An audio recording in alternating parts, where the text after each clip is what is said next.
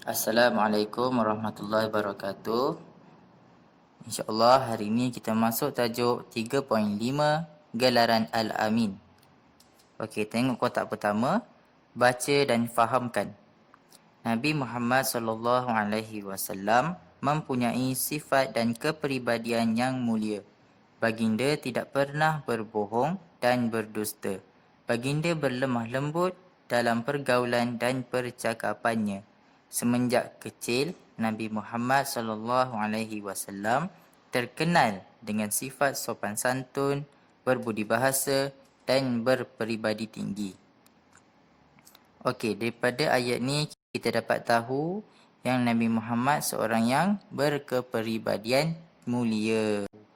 Dan baginda juga tidak pernah berbohong dan berdusta. Baginda tidak pernah menipu sesiapa pun. Dan baginda juga seorang yang berlemah lembut dalam pergaulan dan percakapan. Percakapan baginda sentiasa baik sahaja. Baginda sentiasa bercakap dengan lemah lembut. Dan dari kecil Nabi Muhammad mempunyai sifat sopan santun, berbudi pekerti dan berperibadi tinggi. Baginda selalu menolong orang yang memerlukan bantuan tanpa mengharapkan sebarang balasan. Nabi Muhammad SAW tidak pernah mengeluarkan kata-kata yang kasar terhadap sesiapa pun. Baginda sentiasa tersenyum dan ceria. Baginda bergaul dengan semua golongan sama ada dewasa maupun kanak-kanak. Baginda sentiasa menolong orang yang memerlukan bantuan tanpa mengharapkan sebarang balasan. Maksudnya, Nabi menolong orang dengan ikhlas. Dan Nabi tidak pernah mengeluarkan kata-kata yang kasar terhadap sesiapa pun. Macam yang tadi, kita dapat tahu yang Nabi seorang yang berlemah lembut dalam percakapan. Dan Nabi tidak pernah menggunakan kata-kata yang kasar bila berbual ataupun bergaul dengan sesiapa. Dan baginda selalu tersenyum dan ceria. Dan baginda juga bila bergaul, baginda tidak memilih orang untuk berkawan, tapi baginda bergaul dengan sesiapa sahaja, dewasa ataupun kanak-kanak. Seterusnya, baginda jujur dalam setiap perkataan dan perbuatan. Oleh sebab itu, mereka menggelar baginda Al-Amin. Lepas ni, kalau ada orang tanya, kenapa baginda digelar Al-Amin? Kita jawab, sebab baginda seorang yang jujur dalam perkataan dan perbuatan. Baginda juga seorang yang pendiam, hatinya lembut dan halus serta sangat penyabar. Nabi Muhammad SAW sangat cerdas akalnya, kuat semangatnya dan berfikiran positif. Baginda suka memikirkan kejadian alam dan seperti sering duduk sambil memerhati langit. Okey, selain itu, Nabi juga seorang yang pendiam. Hati baginda lembut dan halus serta baginda juga seorang yang sangat penyabar. Dan Nabi Muhammad mempunyai akal yang sangat cerdas, semangat yang kuat dan baginda seorang yang berfikiran positif. Berfikiran positif maksudnya baginda sentiasa memikirkan perkara-perkara yang baik.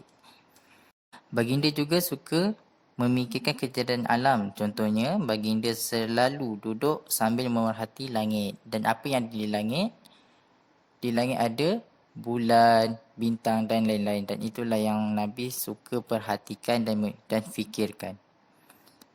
Baginda sentiasa menjauhkan diri daripada bergaul dan membuat kerja yang sia-sia seperti menghadiri majlis yang melalaikan.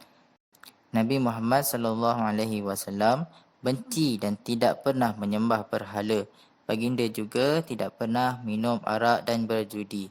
Menurut Anas bin Malik, Nabi Muhammad SAW adalah manusia yang paling baik akhlaknya. Nabi selalu cuba mengelakkan diri baginda daripada melakukan perbuatan yang sia-sia. Contoh perbuatan yang sia-sia seperti menghadiri majlis yang melalaikan. Nabi Muhammad juga tidak pernah menyembah berhala dan Nabi benci menyembah berhala. Baginda juga tidak pernah minum arak dan Nabi tidak pernah berjudi.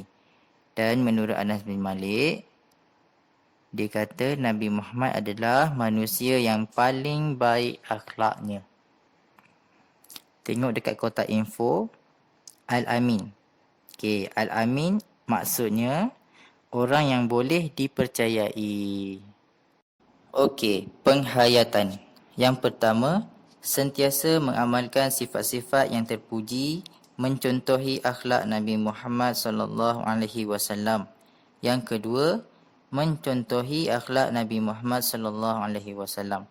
Okey, kalau kita ingat balik, sifat-sifat yang terpuji dan akhlak Nabi Muhammad adalah baginda seorang yang berhati lembut dan halus, baginda seorang yang sangat penyabar, baginda seorang yang berfikiran positif, baginda mempunyai akal yang cerdas, semangat yang kuat dan baginda selalu menjauhkan diri daripada bergaul dan melakukan pekerjaan yang sia-sia. Dan kita sebagai umat Nabi Muhammad, kita perlu mencontohi sifat dan akhlak Nabi Muhammad sallallahu alaihi wasallam.